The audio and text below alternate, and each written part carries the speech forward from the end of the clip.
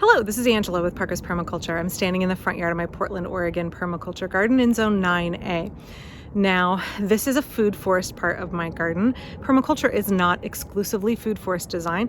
Food forests are a kind of naturalistic way of orcharding in your garden that has a specific design motif, but you don't have to have a food forest to have a permaculture garden. And food forests can be really small.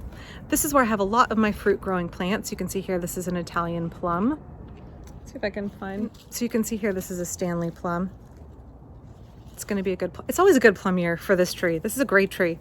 I have a lot of other, you can see, trees in this part of the garden. I'll probably talk about them in another video, but I specifically want to talk about this one, turning around here. I specifically want to talk about this one. This is my Nikita's Gift Persimmon, and for those of you that have been following this channel for a while, you know that I have kind of a love-hate relationship with her.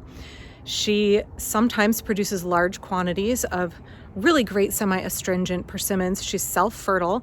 Nikita's Gift is a hybrid between a cocky persimmon, the Asian persimmon, and the American persimmon. So she's much more dwarf than an American persimmon, which gets huge, and she has better flavor than an Asian persimmon. Don't get me wrong, I love Asian persimmons. I think they taste like brown sugar, but they have a less complex flavor than American persimmons, and I wish I had room for big American persimmons, but I don't, so I'm going with hybrid. So this tree has had some issues with parthenocarpic fruit drop, but this year I wanted to show you she's already done a round of kind of like the June fruit drop and is currently loaded with fruit nonetheless. So I think it's going to be a good year, knock on wood, but I wanted to show you a little bit so you can see how it's doing, because folks often ask me, like, is this tree a dud? Should I put it in or not? And I've kind of been holding out because it's been a mixed bag for me. Okay, so this tree is supposed to be dwarf. Let me adjust my camera a little bit here. Okay, so this tree is supposed to be dwarf, and you can see that it is. It's probably 7.5 feet tall max, and it's very easy to prune. The problem for me has been that it's incredibly wide. This is a path that I currently cannot get down because it is laden with persimmons. You can see all of the baby persimmons. So I don't know, I think I may ultimately take back some of these branches. I've tried propping them up last year. Once they get laden with fruit, and just the way that this tree wants to grow, it's growing very wide from a very low position, which is different than my other persimmon in the backyard. You can see here lots and lots of fruit everywhere. So I've had some issues besides the parthenocarpic fruit drop. Again, you can see all of the fruit so far this year. My camera does not want to focus. Okay, so I've had some issues besides the parthenocarpic fruit drop and this kind of very wide branching. The other main issue I've had, you can see this kind of reddish foliage here. This is the rootstock. I've had quite a bit of suckering from the rootstock on this persimmon, and I have to constantly come in and remove it. And I don't know if that's because it has decided to grow as like a two-trunk plant, and so you're getting the rootstock coming up in the middle, but that's been an issue for me much more than other plants in my garden, other trees in my garden.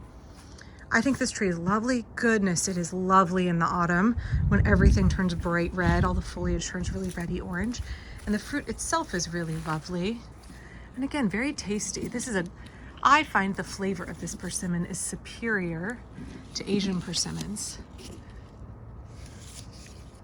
More back here. My camera's having a hard time in this light. There we go.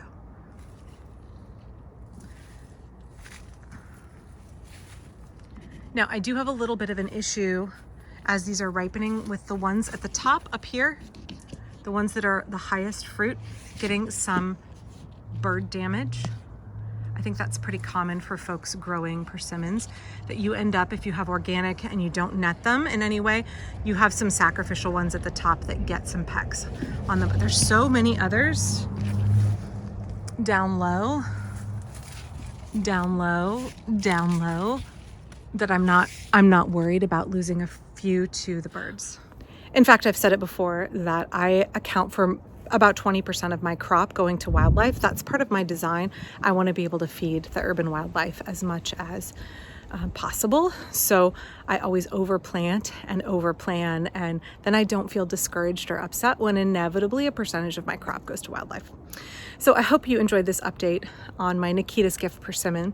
Please don't forget to click like and subscribe on this video. That is a super big help to me. And if you're interested in supporting the work that I do here, if you could check out my Patreon down below, or if you want to do like a one-time thanks Angela, there's a thanks button here on YouTube. It's real easy. Okay, I'll be back real soon. Bye-bye.